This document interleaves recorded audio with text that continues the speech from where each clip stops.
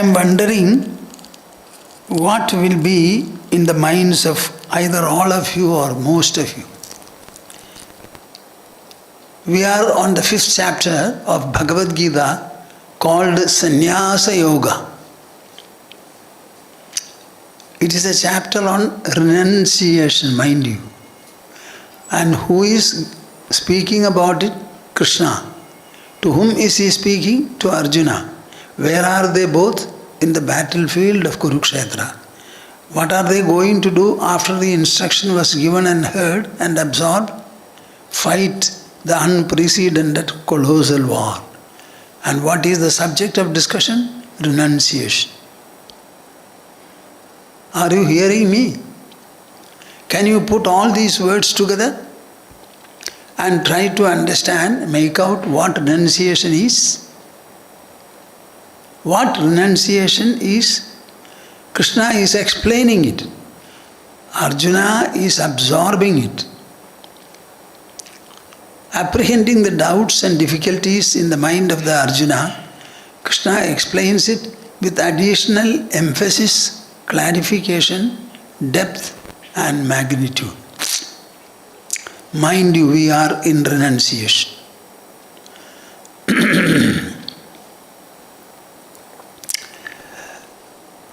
Shuddho buddho vimuktaha Shruti shikharagiram mukhyatat paryabhumi Yasmad jahatam samastam Jagadidam amrtat vyapya sarvam stito yaha Yasyam sham shavataraihi Suranaravanajayir rekshitam sarvametat Tam bhumanam mugundam Hridigatam amalam Krishnameva prapadye Tam bhumanam mugundam Hridigatam amalam Krishnameva prapadye Madhya hridaya kashe Sadanandamayo Guru Udetu satatam samyak Swatmananda prabodhagaha Harihi, Harihi, Harihi Om Tatsat Jai Guru, Jai Guru, Jai Guru. We shall have as usual joint recitation of the auspicious monosyllable Omkara 3 times. Needless to say, all of you should set your mind in such a manner that the joint recitation will spread upon the whole earth, showering its benedictions on all creatures upon the earth. Interlock your fingers and put them on your lap. Sit comfortably erect without straining yourself. Close your eyes. Open the mind and the heart alike and join me.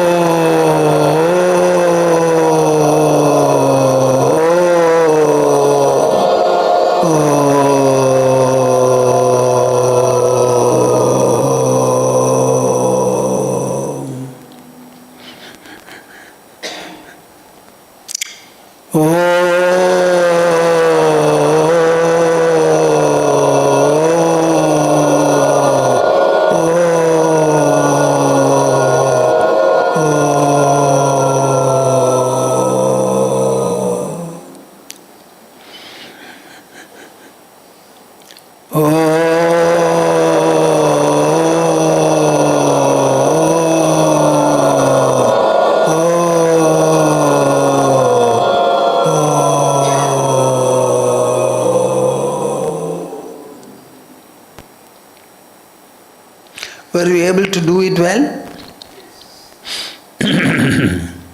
I think all your forefathers would be very happy complimenting you for what you have done. And the coming generations would be extremely grateful for you that their forefathers did this kind of a collective austerity for the welfare and felicity of the entire earth. Let the mind expand. We shall now recite the second chapter, 7th verse. Karpanya dosho bhata swabhavaha. Karpanya dosho bhata swabhavaha. Karpanya dosho bhata swabhavaha. Karpanya dosho bhata swabhavaha. Pruchhami tvam. Pruchhami tvam. Dharma sammudha chetaha. Dharma sammudha chetaha. Yachreyasya Yachreyasya Nishchitam bruhi tanme. Nishchitam bruhi tanme. Shishyasteham Shishyasteham Shadhimam Shadhimam Tvam Prabannam. Tvam Prabannam. Shishyasteham Shishyasteham Shadhimam Shadhimam Tvam Prabannam. Tvam Prabannam. We are still on the 17th verse of the 5th chapter. Tad buddhayas tadatmanaha tannishtaha tatparayanaha gacchandi abunaravartim jnana nirdhuta kalmashaha.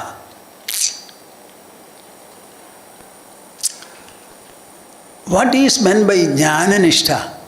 The path of wisdom, the wisdom path. What does it mean? You constantly try to pursue the knowledge. What part of your personality will pursue the knowledge? The intelligence and that alone. There is no external expression here. Your physical limbs and senses will not move, nor will the tongue and the lips move. The entire process and pursuit are done by the intelligence alone. What is intelligence? The only equipment by which we gain knowledge. To intellect means to know. Intellection means knowledge. Intelligence always does the knowing process. Knowing process. In order to have the outcome called knowledge. So this is a purely intelligential pursuit, intellectual pursuit. That is why Krishna speaks, giving more and more knowledge, more and more enlightenment, instilling into Arjuna different types of introspection, rumination, reflection. And Arjuna listens to the words. After touching the eardrums, they straight away generate electrical pulses which travel to the brain centers. And there the experience and knowledge take place, follow. See, it is a wonderful interaction. Many of you will not be able to know what it means. It has to be done by oneself. Tad buddhayas tadatmanaha. First of all, try to know it, gauge it by employing your intelligence. What does it say? You are the self. What? You are the self. You don't have to be the self. You already are. Then what are you to do? Know it. You have to know a fact about you, a truth about you. I am not the body. The body is mine. The mind is mine. The intelligence is mine. The ego is mine. The world is mine. The house is mine. The car is mine. The dress is mine. Oh, millions of minds are there. But there is only one I. And that I is different from all these.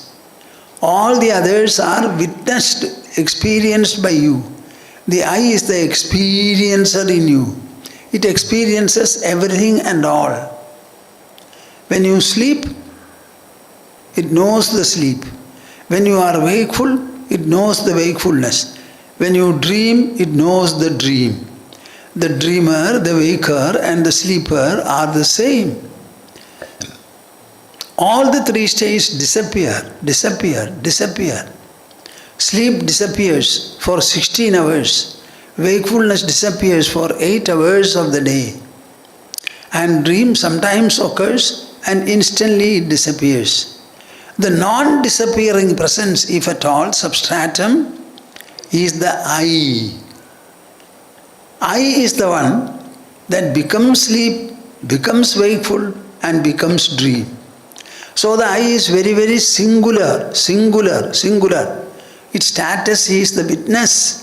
All the others are the witnessed. The witness I will never become the witnessed. And the witnessed things will never become the witness. So what do you have to do? Nothing. Nothing. What do you have to do? You have to know this.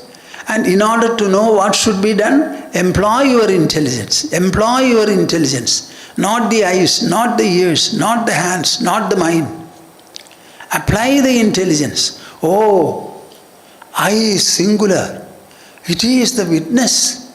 All the rest are witnessed. So the eyewitness, it never changes its position. Suppose you are sorrowful, it witnesses the sorrowfulness. If you are happy, it witnesses the happiness. It goes through sorrow and happiness, doubt and clarity, ignorance and knowledge, sleep and wakefulness, sleep and dream. Everything it goes through. It survives. It is never known to become extinct at any point of time. It is the one substratum of everything that you can think of in the whole of your life. You have three fundamental states. And in the three states, only in wakefulness, this wonderful world is there. When you wake up, the world emerges. When you sleep, it subsides. The world doesn't see you, experience you. You experience the world. The experiencerhood is for you. So the I always remains a witness, experiencing everything that takes place. Tad buddhayaha. Know that this is so. Once you know it so, tad atmanaha. Your identity is with the I. Never identify with the body. Let the body remain. Feed the body when it is hungry, bathe the body, shave, everything you do. But you are not the body. By putting on the dress on your body, changing it once or twice a day, do you ever become the dress? By living in a house, do you become the house? So by residing in your body, how do you become the body? Nonsense. Himalayan delusion. Nothing short of it. Because you don't employ your intelligence on yourself, on your life, your experience, your I. When did you start saying I? Maybe at the age of 1 or 1.5. And whatever age you are having now, you have continued to say I. At no point of time has it ever disappeared. Even in unconsciousness it remained, it endured to say that I was unconscious, I did not know anything. Tadatmanaha, tannishtaha. Don't think of any other nishtha, practice or pursuit. reflecting upon it, actualizing, realizing, experiencing. This is all that you have to do. People are asking, Swamiji, it appears to be simple as you say, but somehow you are not able to do. What are you to do? Are you to walk? Are you to climb a mountain? Are you to read pages of book? No. Employ your intelligence. I is the witness. When you look at the sea, you are the witness of the sea. When you look at the sky, you are the witness of the sky. Suppose God were to appear before you, you will still be the witness and God will be the witnessed. Be bold, be sincere, at least be innocent. Don't cook up matters. Try to unravel the mystery. The whole process of spirituality is a process of unfoldment. It is never achievement. You don't have to achieve anything. Whatever you propose to achieve is already there as the I. You don't have to remember God, worship God. Nothing. Every time you say I, the whole life is subsisting upon the I. This I is a reference to God. It is a reference to the self. It is a reference to the supreme and ultimate reality. Tannishtaha, tatparayanaha. Consider this knowledge to be supreme. Supreme. The most adorable, the most reliable, the most fulfilling, the most sublimating, the most purifying, the most edifying. Nothing like that is there. Any number of rituals have no meaning and purpose at all when you come near this. By dwelling upon this knowledge, identifying yourself with the I, with it, what will happen? Gacchandi apunaravrtim jnana nirdhuta kalmashaha. All the impurities, stains, all the blemishes that you have, everything will be totally washed off by this wisdom pursuit. Pursue this wisdom. This is what Krishna said, Vidaraga bhaya krodha manmaya mamupashrita bhagavo jnana tapasa pota madbhava magada. Krishna says many people practicing this, pursuing this pursuit, they have become like me, overcoming or sublimating or dissolving raga, bhaya and krodha. Attraction, repulsion and fear. These are the three strands by which the rope of the mind is made. Desire, hatred and fear. By pursuing this knowledge, which is very purifying like fire, all the impurities have been removed and they have attained to my state. They have become like me.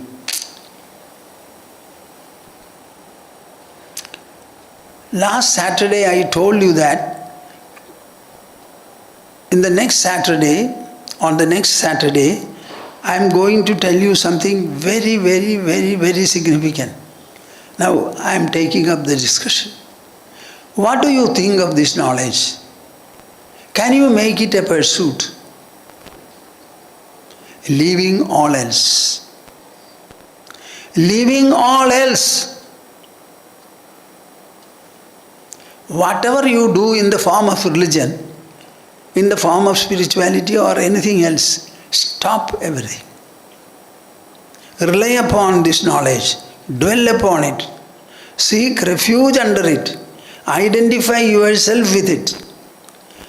Can you identify with any object in this world? When you were born, you were delivered off from the mother's womb. You became separated.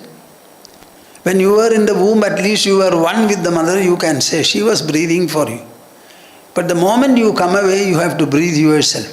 From that point onwards, can you ever be identified with anything in this world?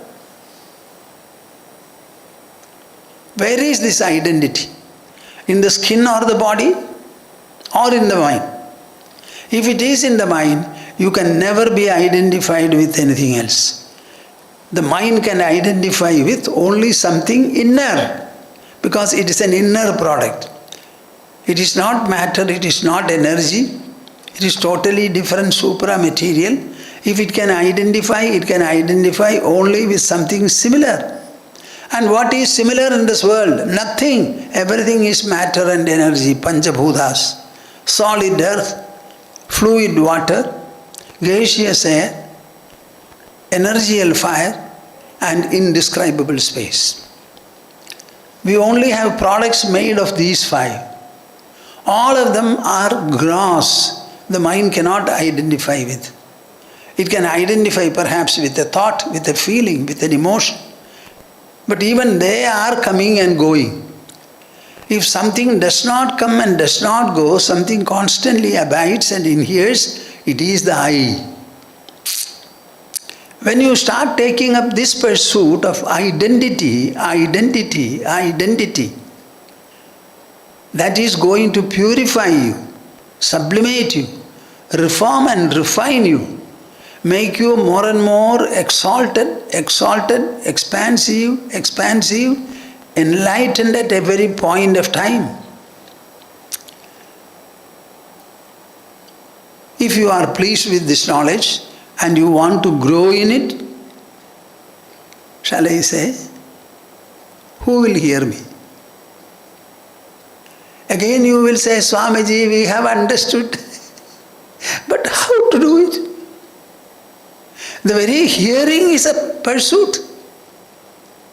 Whatever you hear now, these thoughts should become yours and you must be able to produce them. So this is what you have to do. Nistudir nirnamaskaro niswadhakaraye vacha chalachalanikedascha yadihi yadrichigo bhaved. I have mentioned about it, not very many times, but a few times. It is better to speak to you from my own experience. In my pre-sannyasa life in Calcutta, I was a professional, I was attending the office, doing work. I happened to meet my Baba, Gurudev. I had Diksha from him. The moment I had the first sitting with him, when I woke up with a treasure. A treasure the like of which I had not found, I had not had earlier. Something transpires in Diksha. The Guru instills into your personality something not in the way of matter or energy, but something different, the third thing, the inner presence, the spiritual stuff. So in my case, it was in the form of a vibrational experience. Very joyful. That experience has not left me even now. For me, meditation was not strenuous at all. It was always a vibrant, enlivening experience. I had an immense measure of it. After sitting with him 3 times and say, I had to go, then I said, Baba, please don't tell me to read. I don't want to read. I want to experience the truth. You have given me now Diksha. This Diksha I will hold on to as much as possible. So he smiled. He said, okay, don't read. But when the time comes, the book will come to you. It will be there. So I did not read. Every day I used to spend 2.5 hours in morning and night or evening. On the holidays I used to spend 4 hours. For me, this meditation was a kind of a fullness of my being. Fullness. It all because of the sincerity, the zeal with which I followed it. The bhakti I had for my Gurudev. Guru bhakti and zeal, zealousness, that is the only factor. nothing else. You cannot be a pseudo-seeker. You have to be a seeker. Earnestness should overwhelm you in the whole process. Maybe about 1 or 1.5 years past, the first book that I happened to see on my table was Mandukya Upanishad. When I went to Calcutta, I was always very Sanskritic in my nature, interest. I liked only 2 subjects, that is English and Sanskrit. Because I was going to Calcutta for a professional life, I bundled up my Sanskrit and left it. I thought English is what is required now. When I read Mandukya Upanishad, the whole picture changed. It is in Sanskrit, it is. With commentary, I started reading. I got all the relish I wanted, I was missing. That inaugurated the so-called scriptural reading and exposure in my life. I started reading quite consistently. While traveling on the tram, I always used to read. Every day after coming back from the office, maybe taking a little coffee, I used to meditate. Then the reading will be sometime by 9:30, 10:30 like that for about 1 or 1.5 hours. Meanwhile, I would have my meditation also. I started reading the books. What are the books I read? I read Mandukya Upanishad. I understood that there is something called Upanishad. And Upanishad is there. Quite a number of them. So I started looking for the other Upanishads and started reading them. I read the biography of Ramakrishna Deva, Sharada Devi, Chaitanya Mahaprabhu. I read the biography written by Eastern and Western disciples of Vivekananda Swami. I read the complete 8 volumes of Swami Vivekananda. By then I found this knowledge like roaring waves in the sea. They were coming to me. Oh, so much of knowledge in the spiritual field to be known. So I started buying books, Aparoksha Anubhuti, Viveka Chudamani, Drik Drishya Viveka, Upadesha Sahasri, Sarva Vedanta Siddhanta Sara Sangraha, Vedanta Sara, and Shankara's Prakarana Granthas, quite a number of them are there. Quite a number of them. This Ashtaka, that Ashtaka, so many things I started reading. Not only reading, if it is Sanskrit poetry, which alone I like to read, I used to commit them to memory. It was not difficult at all. Very easy. So whatever I read was constantly in me bubbling, available to me like a page from the book. The exposure I had and the strengthening of the thought process I had in me, both of them were very tremendous. I started questioning my own meditation and meditative experience. Every day I meditate. I have the so-called pleasure of meditation. At one time I described it as intolerable pleasure. Why should I have this? Every time I meditate, it is so pleasurable. Is it for enjoying the pleasure periodically, like appeasing the hunger by taking food? Is this the goal of life? What is meant by jnana? So I had somehow the discrimination that this experience which I have in meditation was not the be-all and end-all of spirituality. It comes and goes. Can I or do I want to be meditating forever? Is spirituality a complement to life or is it an annihilation to life? If it is a complement to life, life will remain there. Spirituality will complement you. So am I supposed to meditate and meditate forever? Then where will I be? Only the meditation state will be there. Will I be able to speak? Will I be able to share anything? So this experience, however delightful, however exciting, however exhilarating it is, that is not the be-all and end-all. I am the self always, always. Whether I meditate or not meditate, I am the self. And the self does not need to meditate. I am the I, always. It's a fact. It's a truth. And this truth is to be comprehended. So what is the final goal of spirituality? It is knowledge. That is what the Mahavakya of Rigveda says. What does it say? Prajnanam Brahma. My dear souls, are you with me when I speak? Prajnanam Brahma.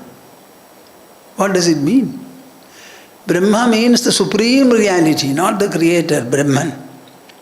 That supreme reality is Prajnanam. It is not a solid existence. It is knowledge. Not only knowledge we already have. Physics, chemistry, mathematics, all these we have learned. So it is not a knowledge of any particular subject. It is not the knowledge of an object. Everything is an object.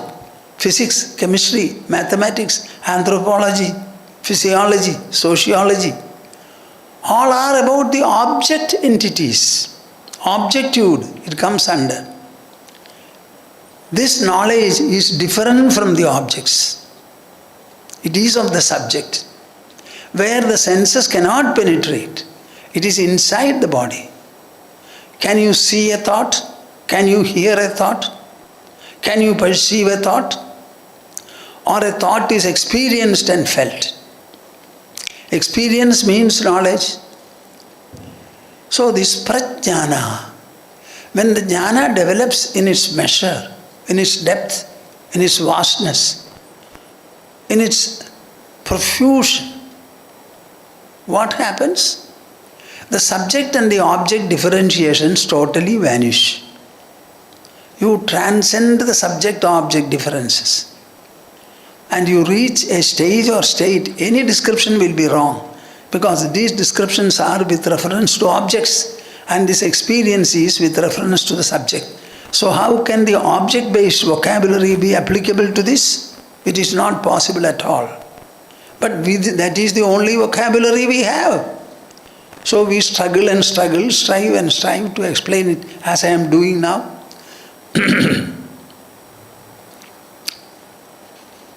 So this is jnana. Jnana. Jnana. And what do I mean by enjoying meditation? It's not a state where I enter and exit from.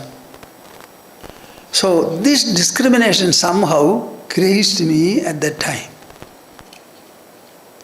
I was reading scriptures and scriptural texts. I could understand them very well without any trouble whatsoever.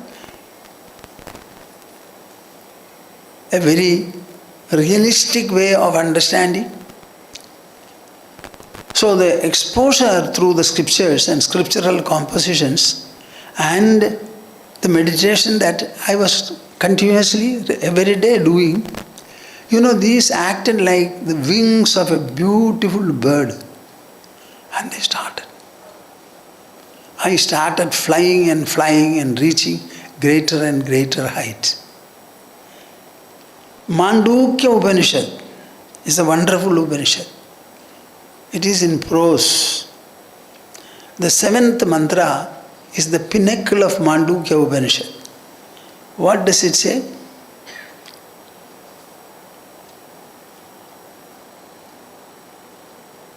Namda prajnam na bahi prajnam no bheda prajnam na prajnanaganam na prajnam na aprajnam adrishtam avyavaharyam agrahyam alakshanam achindhyam avyapadeshyam egatma pratyasaram prapanchopashamam shantam shivam advaidam chaturtham manyante sa atma sa vijneya.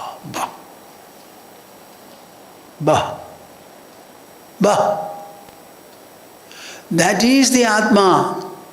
That is the one to be known. Mark the word. Known. Known. You have to know it. Knowledge alone remains with you forever. Many of you have learned 5 plus 3, 8. When did you learn it? In the 2nd or 3rd class. Is not the knowledge remaining with you even now? Or has it gone? Huh? Nothing but knowledge will remain with you.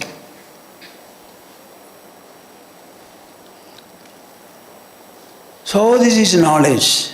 What is that knowledge? Namdah prajnam nabahih prajnam. I don't know whether I should explain this. It is not internal consciousness, nor is it external consciousness, no bhayada prajnam, nor is it a combination of the two, na prajnam.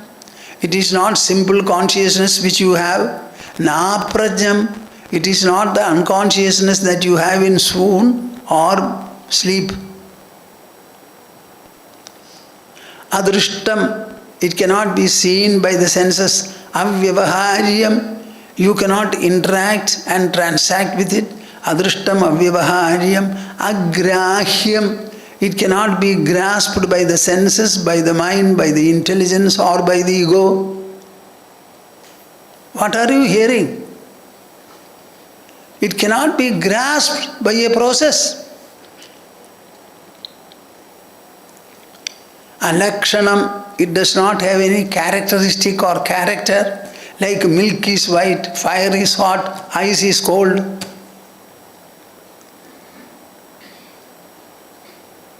Agrahyam, alakshanam achindhyam.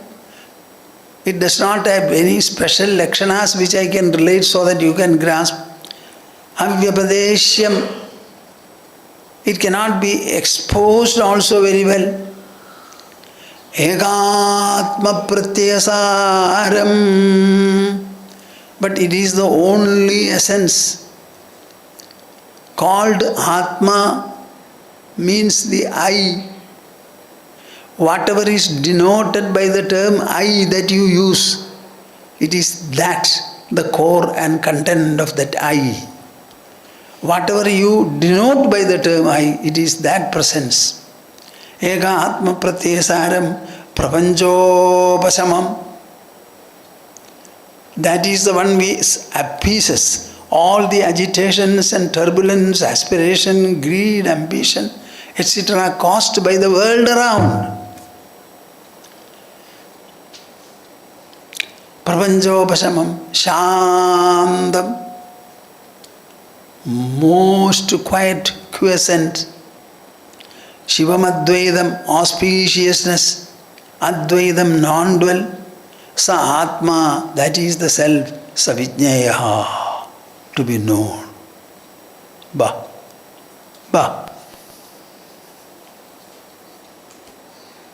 और क्या चाहिए बाबा? कुछ नहीं चाहिए, हो गया. It is nothing in this world. It is no part of your body. It is nothing that you are referring to, you think of, you understand. But still it is. It is as much as the I is. As much as you are. You exist. You are present. So it is inseparable. Inseparable. When all these pointers were there, clarifications were there, expositions were there, what is left? I was normally a religious boy, a devotional boy, grew with devotion, religiousness, tradition, etc. But when we went to Calcutta, all those were impractical, but still I was doing my Sandhya Vandana and Japa always. I always say, as long as I had my sacred thread, the sun has not risen and set without my having performed Sandhya Vandana. My mother had told me, even if you are sick, my dear son, ask for some water, sprinkle it on your body and do your japa, Gayatri japa. So I had kept it up. Only when I removed my punol, by my sacred thread, from that time onwards I had left it after telling my father. I explained to him, don't think that I am misbehaving.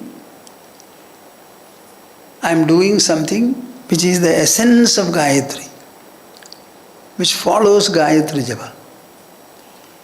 Now Gaudapada is discussing the subject. This is in Gaudapada Karika, Vaidathya Prakarana. There are 4 Prakaranas there, Agama Prakarana, Vaidathya Prakarana, Advaita Prakarana and Alada Shanti Prakarana. So here he says, Nistutihi, stop worshipping any or all gods. Nir Namaskaro, do not offer prostration before any Devata, any higher deity. Niswadhakara, if you are given to performing Shraddha etc. for the departed souls, stop that also. Then what will I do? What should you do? Chala achalanikedascha. You have only a refuge. One is the moving body, another is the immovable presence within. These are the 2 abodes you have. The mobile body and the immobile inner presence. Yeti, become an ascetic.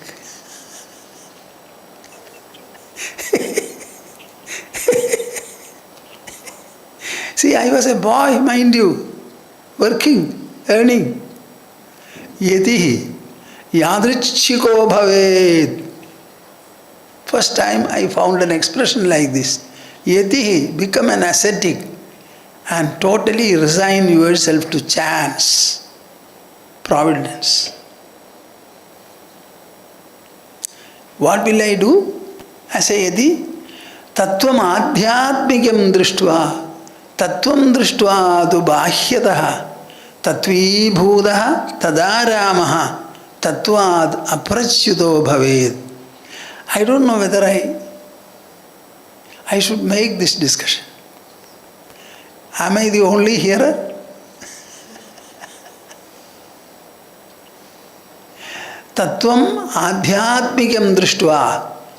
Clearly perceive the adhyatmic truth. What is the adhyatmic truth? The inward truth, the spiritual truth, which is not accessible to the senses. That truth is I am. That amness of the I. The truth of the inner presence, which is different from Panchabhutas, which acts upon the Panchabhutas, which is neither matter nor energy, but it is different from. Tattvam drishtva tu bahyataha, and see the external truth. What is the external truth? Including my body, sun, moon, stars, sea, mountain. Everything in this world is nashwara. Transitory.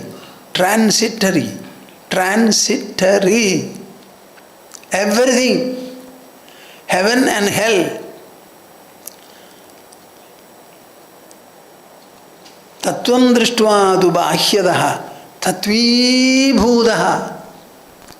When you see the adhyatmic truth and the external sensory truth, you have nothing to do with the sensory truth. They are perishable. The other is imperishable. Now, what will you become now? What is the sloka we are discussing? Tat buddhayas tadadvanaha tatvi bhudaha. Are you able to understand the two? Identify yourself with Tatvibhudaha. Become the I. Become the I. Become the I. Tadaramaha. Rejoice in being so. Rejoice, exult in being so. Tatvad aprachyudo bhave. Never fall from this truth. My dear souls, are you able to make out any proposition from here? Are you able to make out any ideal for you? Any pursuit for you? What do you have to do? Do this. Do this. The whole sadhana is knowledge sadhana. Knowledge sadhana. It is a passage, it is a voyage in jnana, in wisdom. It starts from within you, from the mind. With the help of the intelligence, it goes on and it lands on your own I. The starting point and the end point are the same. Tatvibhudastada ramaha tatvad aprachyudo bhavet. I was alone in my room, nobody was there. So these two shlokas, I don't know how to describe it. Shall I say they overwhelmed me? Shall I say they devoured me? Shall I say they assimilated me? Or shall I say my mind assimilated them? My intelligence actualized them? I have already been a very zealous sadhaka. My professional life was there for a few hours. The rest of it is all this. So as a sadhaka, if this is, do you believe in knowledge? Yes. Do you aim at it? Yes. Do you want to achieve it? Certainly so. If you have to do this, if you are all this, then nistudir nirnamaskaro niswadhakara evaja chalachala nigedascha yadihi yadrichiko bhaved tattvamadhyatmikam društva tu bahyatah tatvibhudastada ramaha tatvad aprachyuto bhaved. There is a very special phrase here. Yatihi yadrichiko bhaved. Be an ascetic and depend upon chance. That was the one sentence I took out from this. Next day, I submitted my resignation. In my life, it was necessary for me to seek employment. I am very happy that you employed me and I have been working for you. A time has come when I have to renounce it. I am going to do something different and superior. I am very grateful to you for having been in your service. Please allow me to retire from your service. I could not think of anything else. Now, I am disclosing this to you particularly with a point. What is that point? Don't think this knowledge is intellectual. Not at all. Not at all. When you describe it as intellectual, I feel so shy and shrunk. Knowledge is knowledge. There is only one source for knowledge in us. And that source is not different. Whatever knowledge you seek, whether it is physics or medical science, it makes no difference. It is the same knowing mechanism, knowing faculty. So I left, shaved off my hair and beard, got this, some not exactly this color, kind of a cloth. My Baba, Gurudev was there. I asked him to give me the Gairua. I received it and said goodbye to Calcutta. From then on, my dear souls, it is the streets of India that welcomed me heartily. And the invisible providence shaded me. Even now, I am like this. You may find me in an ashram. maybe with some modern facilities, conveniences, etc. But this Swami is not at all so.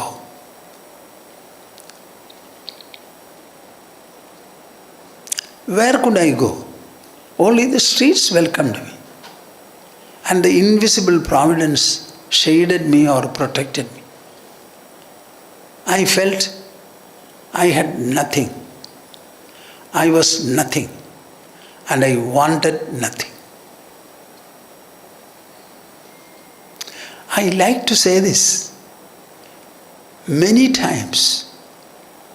It's a wonderful position. I am not possessing. No, I was possessed. Even I am able to sit on the chair, not because of my effort. It is the gravity of the earth. My lungs are able to breathe only because air is surrounding it. My body preserves heat. I don't do anything for it. So I feel my body is not mine. Nothing is mine. And do I want anything? No. My body is full with substances. And inside it is full with the inner presence. So there is no cavity anywhere in the whole of my personality. So what can enter me? Nothing. What can exist from me? Nothing. It is nothingness that reigns and reigns and reigns everywhere. My dear souls, this knowledge leads you to such a state of fulfillment. When will the mind start thinking, I have nothing, I want nothing, and I am nothing? When will the mind be able to think like this? What does it indicate? Does it not indicate an ineffable inner abundance and fullness? An abundance and fullness? A wonderful note of sufficiency, as a result of which you say, no, I seek nothing. I yearn for nothing. That is why I say in a humorous manner, in a real manner also, my dear world, throw me anywhere you want. You can inflict no minus in me and you can reward me with no plus. I am full. Physically full, mentally full, inwardly full. It's all an outcome of knowledge. Knowledge, the pursuit of wisdom. What wisdom? The wisdom of the inner fullness. Inner fullness. The ecstasy that results from it. The exaltation that follows from it. The profusion that it overflows with. What do you think? This Bhagavad Gita is a theoretical book. Krishna spoke more than 5,000 years back. Only Sanjaya heard him, besides Arjuna. Somehow Vyasadeva was able to write it very well. Krishna must have spoken in prose, but Vyasadeva has rendered it in poetry. So some embellishments would have been there from Vyasadeva's side. What a wonderful poetry is this. Tadbuddhayas tadatmanaha tannishtaha tatparayanaha.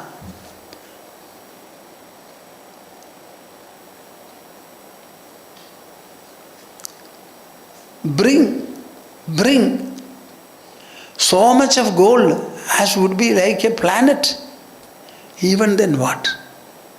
Even then what? Nothing will equal this. Yam labdhva chaparam labham manyate adhigam tadaha.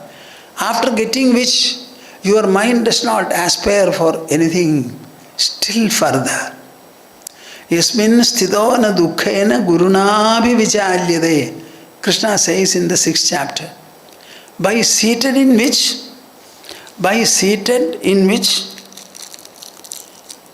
even The worst of misery and misfortune will not be able to shake you. What more do you want?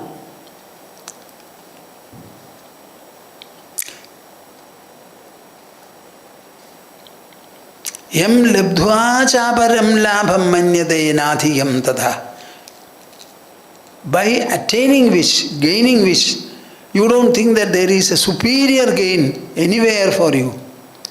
And seated and established in which, when even the worst of misery or misfortune or torment will not be able to shake you.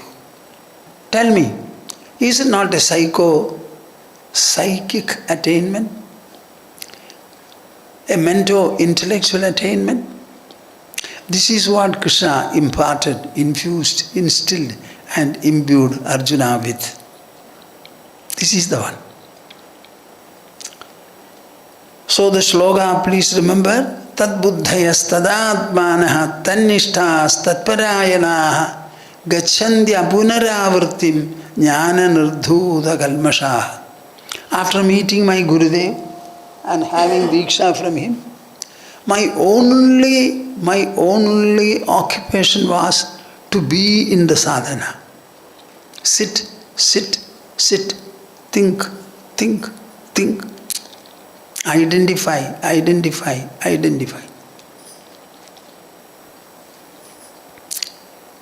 The path is open to every one of you. Everyone.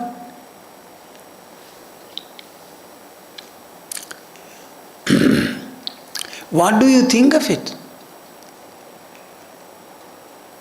The attainment is by the mind and the intelligence, by their own application.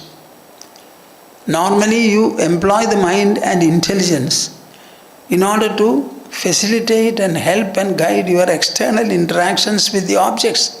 Here the same mind and intelligence are employed with a view to interact with the inner presence. The benefits of the contemplation are to instill into the mind and intelligence themselves greater and greater refinement. When people ask me, how can I answer them? This morning I mentioned for the Prabhadarashmi in the ashram. See, you engage your mind in introspection. The introspection itself is a pursuit, it's an engrossment. That introspection will start making the intelligence more and more reformed, refined, rarefied. The mento-intellectual functions, modifications will become subtler and subtler, thinner and thinner, feebler and feebler, lighter and lighter, slower and slower. I am keeping it, I am moving it like this. I reduce the speed. Further. Still further. Still further. Still further. Still.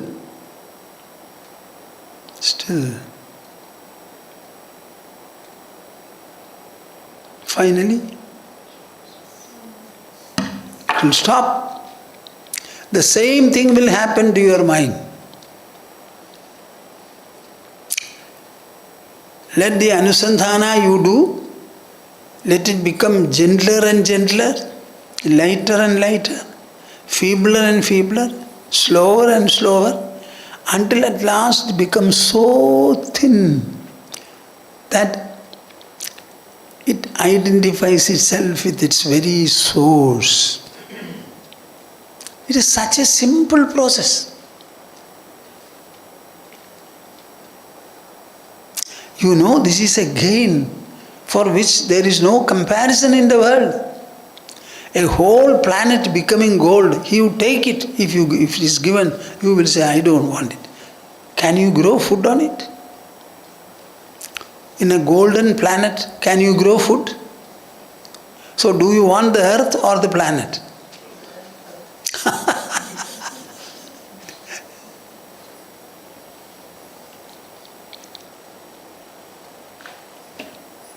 What is the next sloka? He says, Vidya Vinaya Sampanne Brahmane Gebihastini Shuni Chaiva Shvapakeja Panditaha Samadarshina. This is the verse I am going to take for the next day.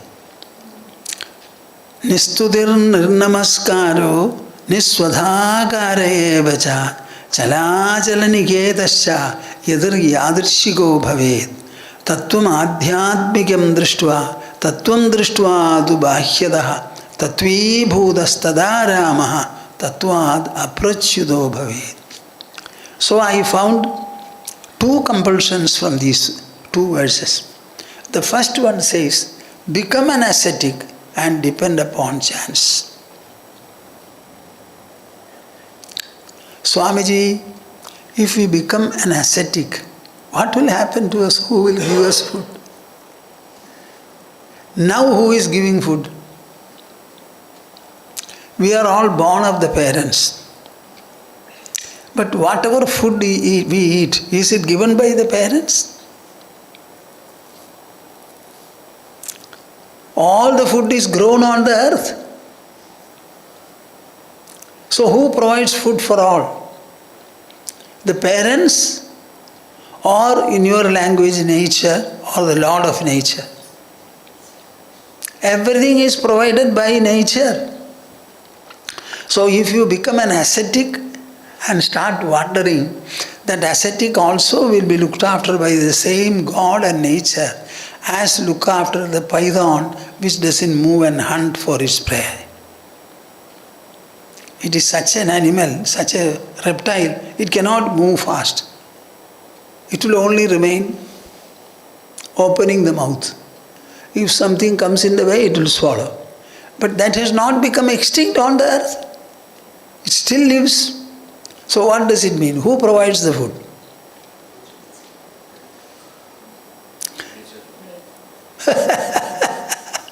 I think better food will be provided.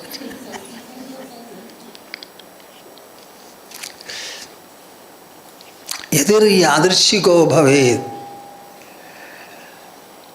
Tattvam adhyatmikam drishtva tattvam drishtva dubhahyadaha tatvi bhudastada ramaha tattvad aprachyuto bhaved.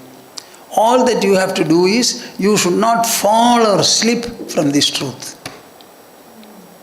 You should not fall or slip from the truth. So look into your own mind. Do I fall? Do I fall? Do I slip? All of you will agree that world is looked after by God, preserved by God. Will you not agree? If world is preserved by God, are you not a small part of the world? So in the world preservation, are you not included? Then why are you worried? If the world exists, you will also exist. If the world is fed, you will also be fed. Who gives air for us to breathe? Who keeps our body on the earth? By the gravity of the earth. So I think this is something that all of you should think very seriously and understand.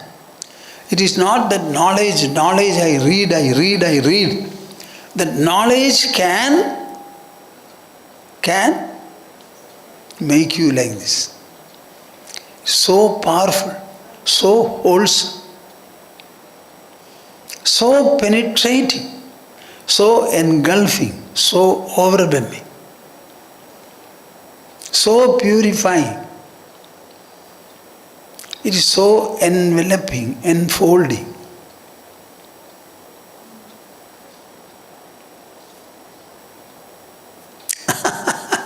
Sometimes I wonder, I use words. So is it a mastery of words that I tell you, or is there any real meaning in what I say?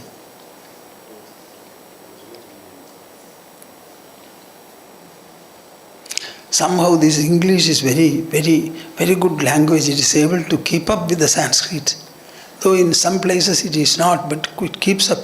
When I write English, then also I get the same fullness and ecstasy.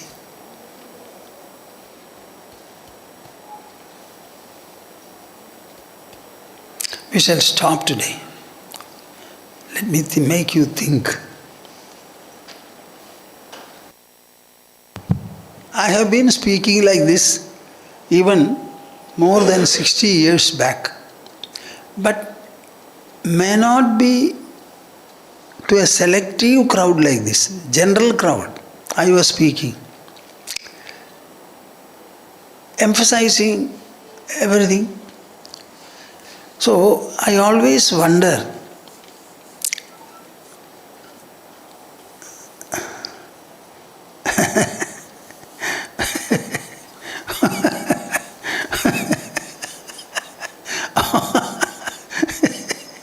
all of you are listening to me, and it is this knowledge, pursuit of this wisdom, the reading of scriptures and scriptural exposure, etc., that made me finally a call.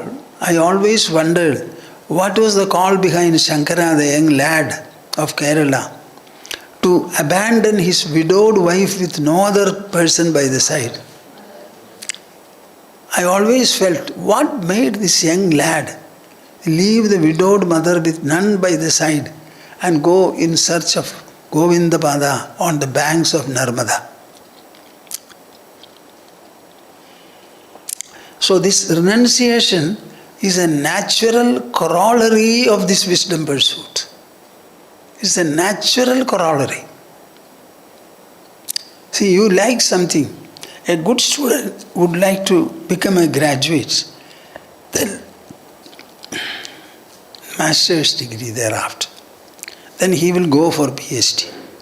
Exactly in the same manner, this is also a pursuit. When you start going into it, getting involved in it, automatically the touch and call and inspiration for renunciation is inevitable. Now I am wondering that so many of you are hearing, but very seldom it occurs to you, okay, if this is so, let us also be like this. That it doesn't occur to people. I sometimes feel very strange about it. We have an ashram, and this ashram is supposed to be for sannyasins. We have at present 3 generations of seekers here in our ashram. But such a spiritual institution should continue, and it will continue only when ascetics are there. This is an ascetic pursuit of spiritual wisdom. Many can pursue, but to be in this ashram and to be able to take charge of matters and make the institution live and run, I think one has to be an ascetic. So why you are not able to understand Brahmacharya, Garhastya, Vanaprastha and Sannyasa? It is meant for all of you, the Sannyasa. Before leaving the world, you should take up Sannyasa. That is the climax for householders. But why it does not occur to, I sometimes wonder. Can I say you are insincere? Which is something I don't like to say that. Can I say that you are not wholesome? Maybe yes. You are not wholesome. I think your insight has to be deeper and more wholesome. Let me stop.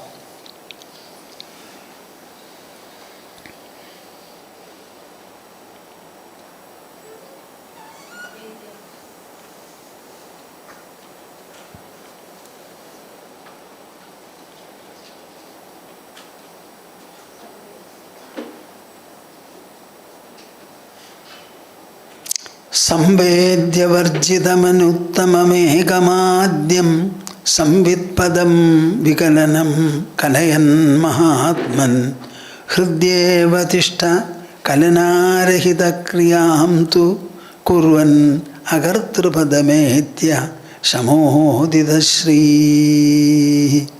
कुर्वन् अकर्तृपदमेत्य शमोदितश्रीः. Harihi, Harihi, Harihi, Harihi Om Tas. We shall have the concluding Omkara, take your pose for it, and then we shall disperse.